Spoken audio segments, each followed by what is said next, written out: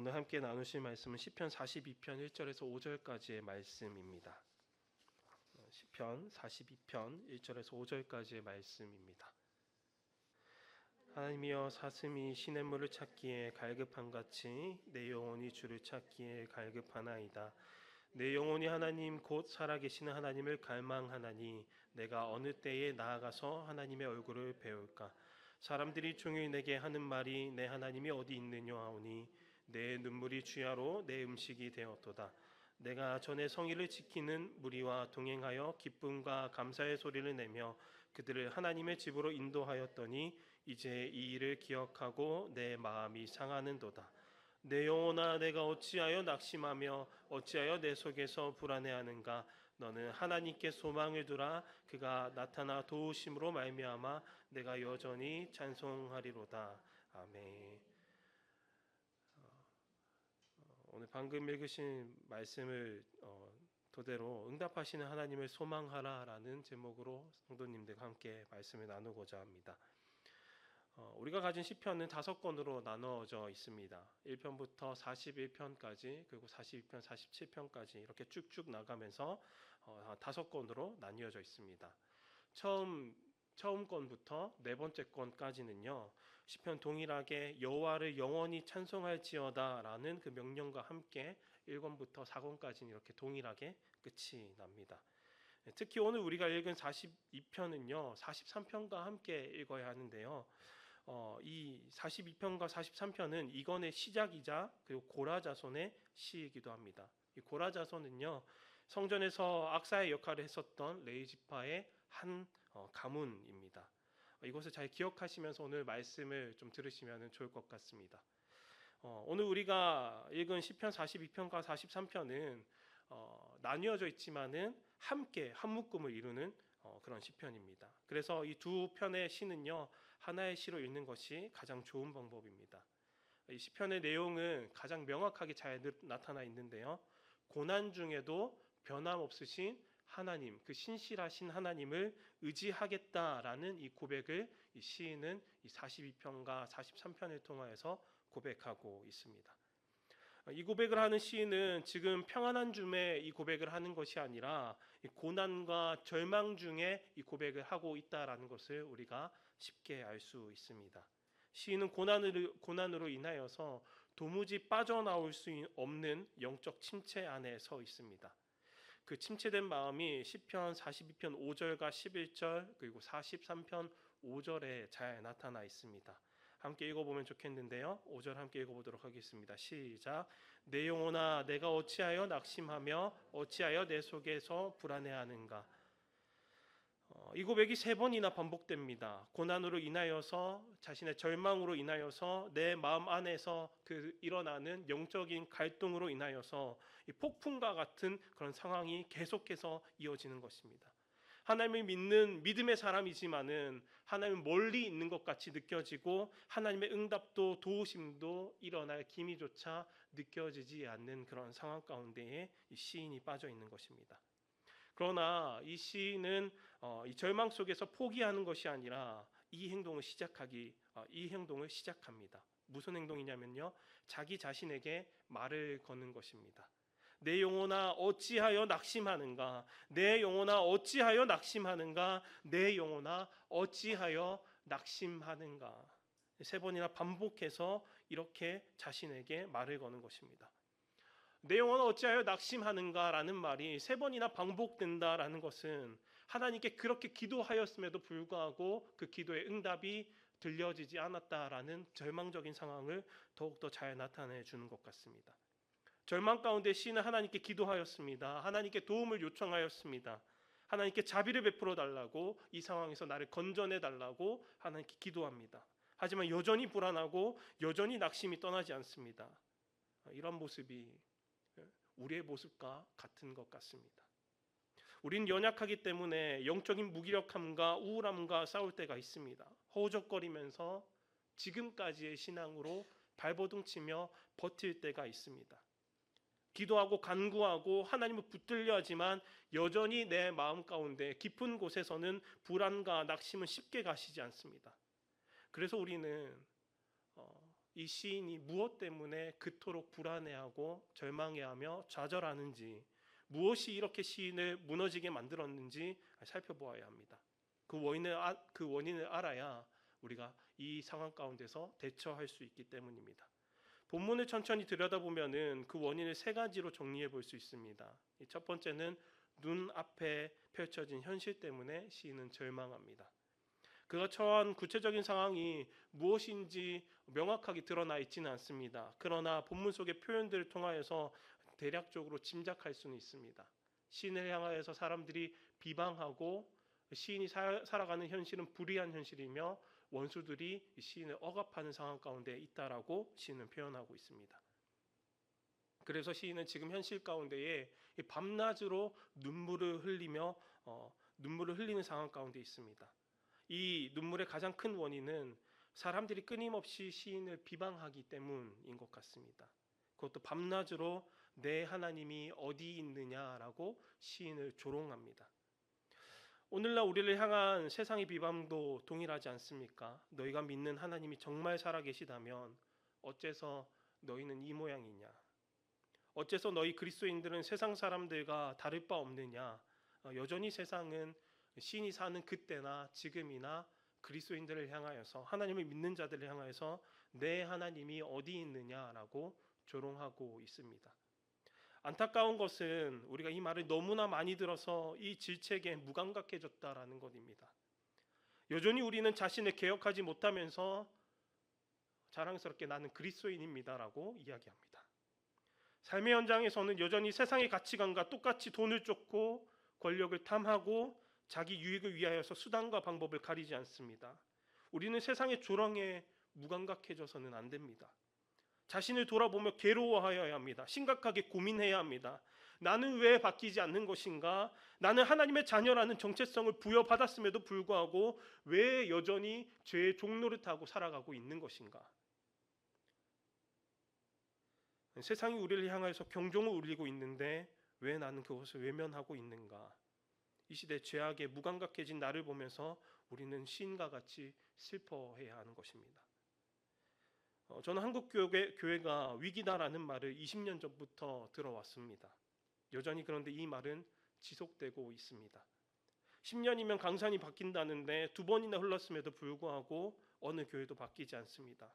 유튜브를 보면 성공하는 교회, 비전 있는 교회, 잘 나가는 교회라고 소개하는 영상들을 보면 사람들이 많이 모이고 재정이 넉넉하고 깔끔한 인테리어에 최첨단 장비를 사용하는 교회들만이 성공한 교회라고, 잘 나가는 교회라고 소개해 줄 뿐입니다. 혹시 우리 마음 가운데도 그러한 것을 따라가려는 마음이 있지는 않습니까? 우리 안에도 사람들이 많이 모이는 잘못된 부흥을 바라고 멀끔한 건물에 세련된 신앙생활을 하는 것을 추구하고 있지는 않습니까? 교회는 복음을 추구해야 합니다. 교회는 하나님의 영광이 드러나야 하는 곳입니다. 교회는 그 자리에 돈과 숫자와 권력을 앉혀 놓아서는 안 됩니다. 나는 쇠하고 하나님이 흥하셔야 합니다. 나는 흥하려고 하고 하나님이 쇠하게 하려는 나의 모습을 바라보며 우리는 슬퍼해야 하는 것입니다. 바뀌어야 한다, 개혁되어야 한다 말은 하지만 정작 말씀에 의한 변화는 바라지 않는 나 자신을 보면서 우리는 슬퍼해야 하는 것입니다. 예수를 따른다 하여도 예수의 열매를 맺지 못하는 우리를 보면서 우리는 슬퍼해야 하는 것입니다. 여러분, 우리의 강점은 다른 것이 아니라 복음입니다. 우리의 자랑은 다른 것이 아니라 복음입니다. 우리의 능력과 우리의 힘은 다른 곳에서 나오는 것이 아니라 오직 복음에서 나오는 것입니다. 오늘 본문의 시인은 이러한 상황을 보면서 절망하는 것입니다. 변하고자 하는 마음을 먹었지만 변하지 않는 자신을 바라보며 절망합니다. 변하고자 하였으나 아무것도 하지 못하는 자기 자신을 바라보면서 절망하는 것입니다. 잘 될 것이다, 회복될 것이다, 좋아질 것이다 라는 말하는 것은 너무나 쉽습니다. 하지만 쉽다고 해서 듣기 좋은 말만 하는 것은 이 어려워지는 길을 더욱더 재촉할 뿐입니다. 성경의 많은 지도자들, 선지자들은 회피하지 않습니다. 그들은 민족의 죄악을 외면하지 않습니다. 자기 백성의 타락을 가볍게 여기지 않습니다. 예레미야는 눈물로 예루살렘의 멸망을 바라보았고 에스겔은 무너진 성벽 앞에서 파수꾼의 사명을 감당했습니다. 느헤미야는 폐허가 된 성읍을 보며 앉아 울며 기도합니다. 그들은 현실을 외면하지 않습니다. 오늘 우리도 그들과 동일하게 그렇게 서 나가야 하는 것입니다. 무너진 영적 성벽을 보면서 애통할 수 있어야 합니다. 겉으로는 멀쩡하지만 속은 병든 신앙을 바라보며 하나님 앞에 정직하게 고백해야 합니다. 주여, 이대로는 안 됩니다. 나로 하여금 말씀 앞에 다시 서게 하여 주옵소서. 나로 하여금 복음 앞에 다시 무릎 꿇게 하소서. 나로 하여금 다시 살려주옵소서. 회복은 철저한 자기 점검에서부터 시작합니다. 변화는 자기를 정직하게 대하는 데서 시작합니다. 지금 우리가 그 자리로 나아가야 할 때라는 것입니다. 오늘 시인은 두 번째로 무능한 자기 자신을 바라보면서 절망하고 있습니다. 하나님을 멀리 떠난 현실 앞에서 그는 무엇을 해보려고 하지만 아무것도 할 수 없습니다. 현실을 바꾸고 싶지만 그는 무기력할 뿐입니다. 한 성경학자가 이 시편 42편과 43편을 이렇게 분석했더라고요. 이 시에서 나라는 표현이 무려 51번이나 나온다. 반면에 하나님이나 주님은 고작 20번 정도밖에 등장하지 않는다. 이 해석을 계속해서 생각해 보니까요, 이 해석이 이런 것을 뜻하는 것 같습니다. 시인은 끝없이 자기 자신만을 바라보고 있구나라는 것입니다. 하나님을 생각하는 것보다 자기 자신에게 매몰되어 있구나라는 것을 생각하게 되었습니다. 시인은 끝없이 자기 자신을 이야기합니다. 내가 어쩌고 내가 어쩌고, 자기 자신에게 집착하고 자기 생각에 매몰되어 있습니다. 현실보다 더 큰 절망은 바로 아무것도 할 수 없는 자기 자신만을 바라보는 것입니다. 현실도 절망스럽지만 그것을 이겨낼 힘조차 없는 자기 자신을 바라보면서 더욱더 무너지는 시인이라는 것입니다. 나의 언어가 많고 하나님의 언어가 적을수록 우리는 더 처참히 무너짐을 경험하게 됩니다. 그래서 우리는 어떻게 해야 되겠습니까? 나에게 집중하는 것이 아니라 하나님께 집중해야 하는 것입니다. 하나님은 누구신가? 하나님은 어떤 이름들을 가지셨는가? 하나님의 언약들은 무엇인가? 하나님께서 무엇을 행하셨는가? 하나님의 신실하심은 어떠한가에 우리가 집중해야 한다라는 것입니다. 오늘 이 시간 자기 자신에게 한번 질문하여 보시기 바랍니다. 나는 요즘 내 문제를 해결하기 위하여서 무엇을 바라보는가? 나 자신을 바라보는가? 아니면 하나님을 바라보는가? 내 기도에는 하나님이라는 이름이 얼마나 등장하는가? 나라는 말만 계속되고 있지는 않는가? 우리는 내 문제에 눈을 떼고 하나님을 바라보아야 한다라는 것입니다. 우리가 예배와 기도에서 하나님이 아닌 내 감정, 내 형편, 내 생각에만 집중하게 되면 더욱더 메마르고 더 무력해질 뿐입니다. 그러니 예배 때에는 하나님을 바라보시기 바랍니다. 기도할 때에는 하나님이 누구신지 고백하시기 바랍니다. 너무나도 당연한 것이지만 우리는 이것들을 놓칠 때가 너무나도 많습니다. 우리 안에 나라는 말보다 하나님이라는 말이 더 많아질 때 우리는 다시 회복되어질 것입니다. 소망은, 능력은 우리 안에 있지 않습니다. 오직 하나님께 있습니다. 세 번째로 시인은 과거와 현재를 비교하면서 절망하고 있습니다. 시편 42편 4절을 한번 읽어보면 좋겠습니다. 4절입니다. 함께 읽어보도록 하겠습니다.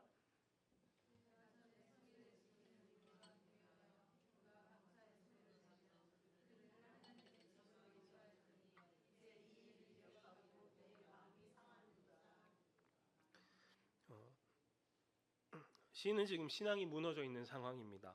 예배가 끊어져 있습니다. 함께 지금까지 신앙생활을 하던 그 공동체도 다 사라졌습니다. 이제 예배는 시인의 그 기억 속에만 남아 있을 뿐입니다. 더 이상 하나님을 찬양하고 예배하던 그 성소에도 들어갈 수가 없는 그런 상황에 시인은 이야기합니다.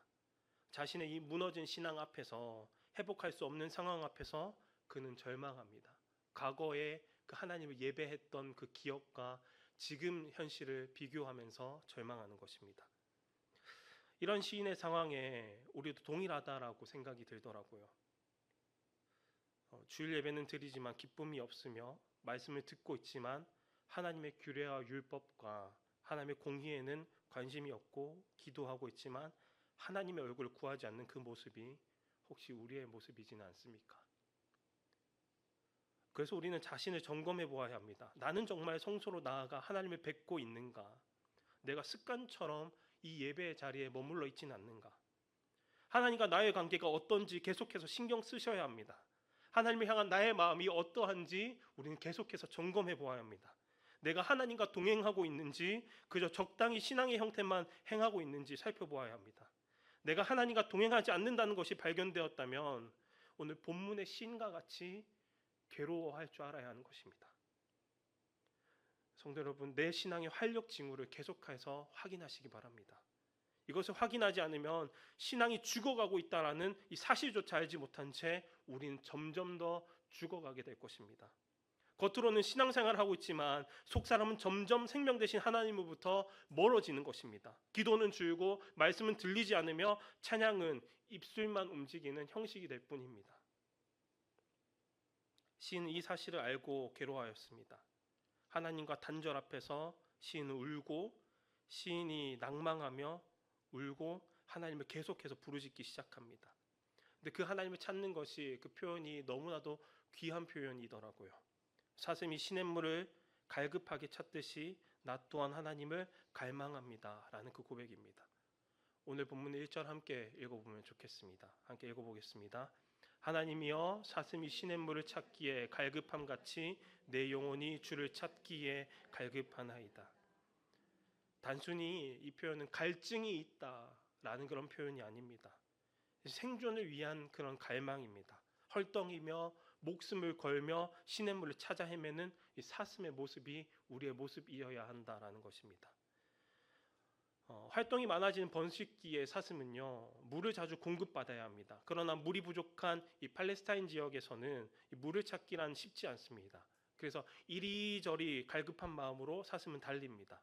그러다가 물을 얻지 못한 사슴은 생명을 잃게 됩니다. 시인은 이 사슴의 모습을 본 것 같습니다.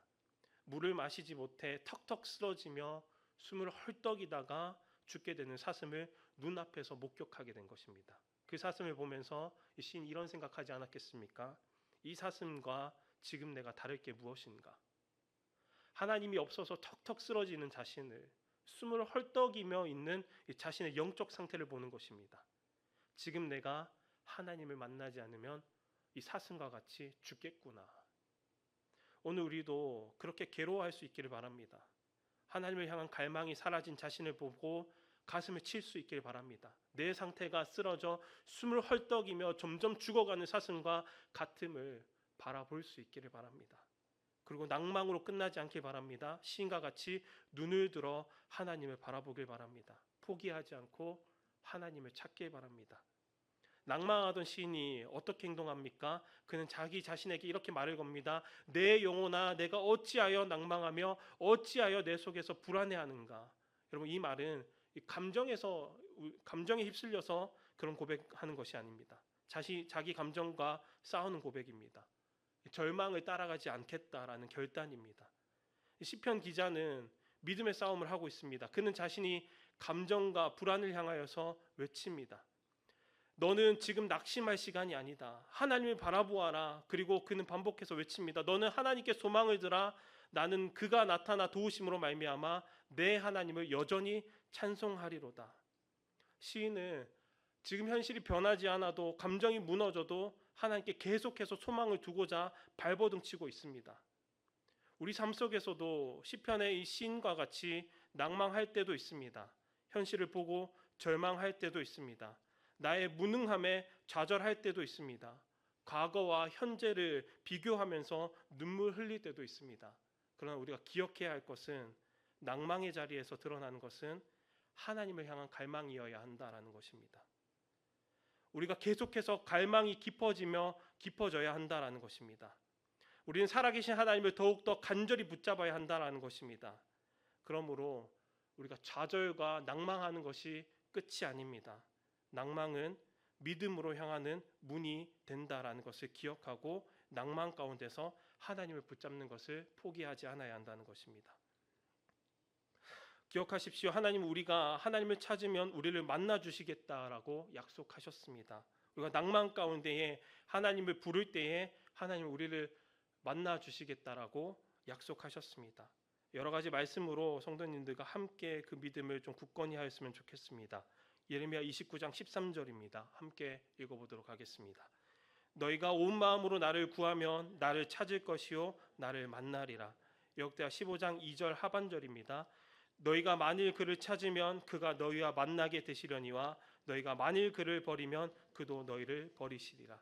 이사야 55장 6절입니다. 너희는 여호와를 만날 만할 때에 찾으라. 가까이 계실 때에 그를 부르라. 아멘. 이 말씀을 붙들고 하나님을 찾으시는 저 여러분들이 되시길 바랍니다. 낭만 가운데서도 여전히 하나님을 찾는 저 여러분들이 되시기 바랍니다. 오늘 시인의 모습은 오늘 살아가는 우리와 다르지 않습니다. 현실 앞에서 낭망합니다. 그런데 생각을 해보니까 낭망하는 것이 믿음이 없는 것은 아닌가라는 그런 생각이 들기도 했었습니다. 그런데 낭망하는 것은 믿음 없는 것이 아니더라고요. 낭망하는 것은 거짓없이 하나님 앞에 솔직하게 서는 것이더라고요. 낭망한다는 것은 이제 다른 것이 필요한 것이 아니라 오직 하나님만이 나의 유일한 도움이십니다라는 고백을 시작하는 그 시작점이더라고요. 그래서 이 낭망의 상태에서는 믿는 자와 믿지 않는 자가 나뉘게 된다는 것을 생각하게 되었습니다. 믿지 않는 자는 낭망하는 그 상황 가운데서 자신 낭망으로 끝이 납니다. 좌절로 끝이 납니다. 그러나 믿는 자는 하나님을 붙잡기 시작합니다. 낭망 가운데서 하나님의 도우심을 간구합니다. 내 힘으로 할 수 없기에 하나님이 도우시지 않으면 그 어떤 것도 변화될 수 없기에 믿음으로 하나님이 보이지 않지만 하나님이 멀리 있는 것 같지만 그 믿음으로 하나님을 붙잡기 시작합니다. 그러니 우리는 낭망에서 멈추지 않고 한 발짝 더 나아가서 하나님을 붙잡는 것을 포기하지 않아야 하는 것입니다. 1절의 시인이 고백한 갈급함은 신약에서 예수님께서 해결하십니다. 요한복음 4장 13절에서 14절입니다. 예수께서 대답하여 이르시되 이 물을 마시는 자마다 다시 목마르려니와 내가 주는 물을 마시는 자는 영원히 목마르지 아니하리니. 오늘 예수님께서 우리를 이렇게 초청하십니다. 요한복음 7장 37절입니다. 목마른 자는 내게로 와서 마시라. 우리가 죽음 가운데에 죽을 것 같은 상황에 놓여져 있을 때에 유일하게 우리를 소생시키시고 구출하시며 구조하실 수 있는 분은 오직 예수 그리스도밖에 없는 것입니다. 내 신앙을 일으키실 수 있는 분은 오직 예수 그리스도밖에 없는 것입니다. 내 사업을 일으키실 수 있는 분은 오직 예수 그리스도밖에 없습니다. 내 가정을 일으키실 수 있는 분은 오직 예수 그리스도밖에 없습니다. 우리의 건강을 회복시킬 수 있는 분은 오직 예수 그리스도밖에 없습니다. 나의 아픈 심령을 회복시킬 수 있는 분은 오직 예수 그리스도밖에 없습니다. 나의 깨어진 관계를 회복시킬 수 있는 분은 오직 예수 그리스도밖에 없습니다. 우리가 계속해서 아멘으로 화답하였는데 왜 예수 그리스도만이 우리의 답이 됩니까? 우리의 낭만 가운데에, 우리의 불안함 가운데에 왜 예수만이 답이 되는 것입니까? 우리는 고통 가운데서 한 발짝도 앞으로 나아갈 수 없지만 예수님은 우리를 위하여서 십자가의 그 고통 한가운데로 들어가셨고 죽음을 이기시며 그 고통에서 한 발짝 앞서 나오셨기 때문입니다. 그 예수님께서 저 여러분들에게 이 약속 하나를 하셨습니다. 마태복음 28장 20절인데요. 함께 읽어보면 좋겠습니다. 내가 너희에게 분부한 모든 것을 가르쳐 지키게 하라. 볼지어다 내가 세상 끝날까지 너희와 항상 함께 있으리라 하시리라. 모든 것을 승리하신 그 예수님께서 우리를 위하여서 그 십자가 고난 가운데로 한 발짝 내디신 예수님께서 오늘 우리에게 이렇게 약속하시는 것입니다. 내가 세상 끝날까지 너희와 항상 함께 있으리라. 지금 이 순간에도 우리를 혼자 두시지 않으십니다. 우리가 무너질 때에도, 우리가 고난 가운데 짓눌릴 때에도 예수님께서는 임마누엘 하시는 것입니다.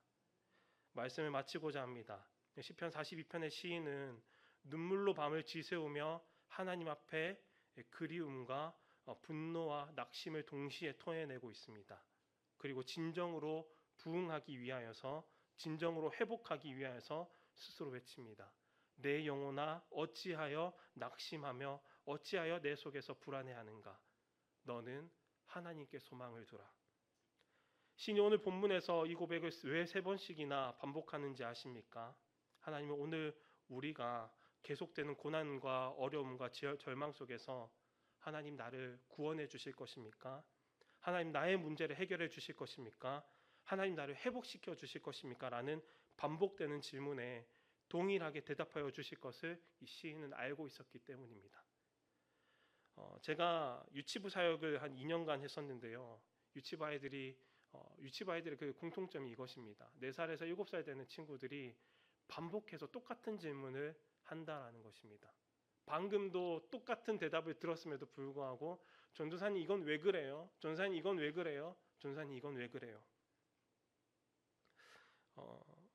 저는 그 아이들 그 질문에 지쳐서 저기 선생님한테 가서 질문해봐라고 하면서 떠넘겼었는데 그 아이의 부모가 되는 선생님은 아이가 100번 질문하면은 200번이나 대답해 줄 정도로 정성스럽게 똑같이 대답을 해주시더라고요.